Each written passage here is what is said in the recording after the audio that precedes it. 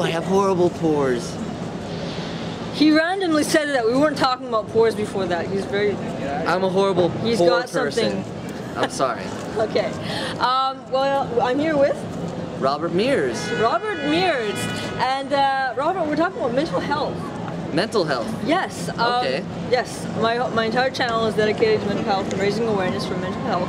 And so I'm just getting people's opinions on different aspects of it. Okay. So like, let's say if someone were to tell you, like a friend, or you would just like say, okay, this person here has hallucinations or something, would you be concerned for your own well-being? It depends on the type of hallucinations that the person was having. If they were having violent hallucinations, yeah, I'd be worried about myself. But if they're having peaceful, colorized trees hallucination, I wouldn't give a who cares, dude? Who cares? It's not really a big deal. But it shouldn't be like an assumption, okay, that person has schizophrenia or they have some kind of hallucination. It shouldn't be like an assumption, okay, then that we should stay away from that. No, you should never look at a person like, oh, something's wrong with them, I'm going to stay away from them. Everyone is born with disease. Some people are born with diseases. It just can't be helped. They don't want the disease.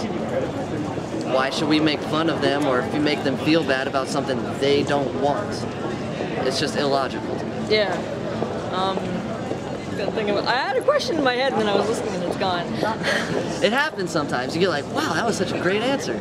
I know, right? Yeah, that was a horrible answer. Me, gosh. That was a horrible answer. My eyes are like this, like in the cartoons. What are you doing? Exactly. Okay, so do you think that mental health should be more out in the open so that less people look down on it and that it's really considered something real? Totally.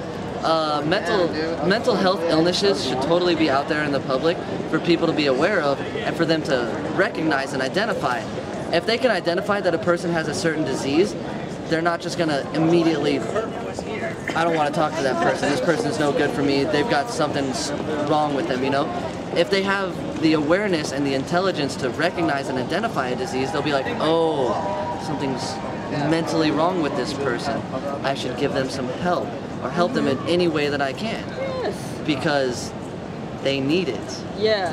That's the way it is. They can't, I'm gonna sound so horrible saying this, but most of the times they can't understand what's really going on.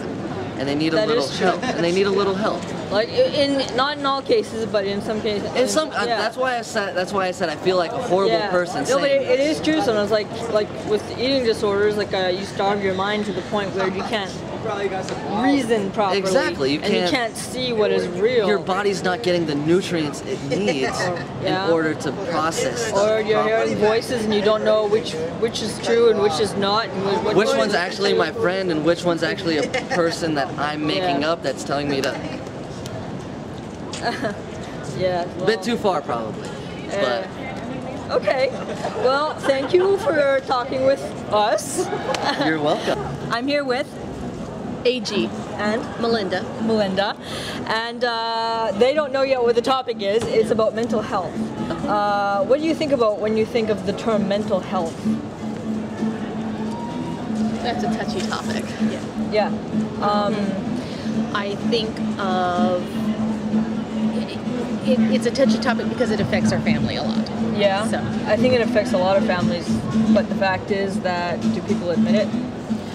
In our family, we're very open about it. Yes. In our family. That's awesome, because it's so hidden, and the fact is that I'm trying to bring it out, like many other people are, but it's very hidden. And do you think it should be something that people talk about in general? I think it's something that people should be more open about, because it's just like, it's just as important as everything else. Yeah. And it's looked down upon. Like, oh, she hallucinates, or she cuts herself, and it's just like, then they get ostracized. So I guess I think, I don't know, I guess my experience, I feel like it's a little bit more accepted now than when I was a teenager. Yes. Because when I was a teenager, I couldn't even ask for help. now that she's a teenager, she is able to ask for help and she knows who to go to. Of course, that could be the makeup of our family too and the lines of communication we've established.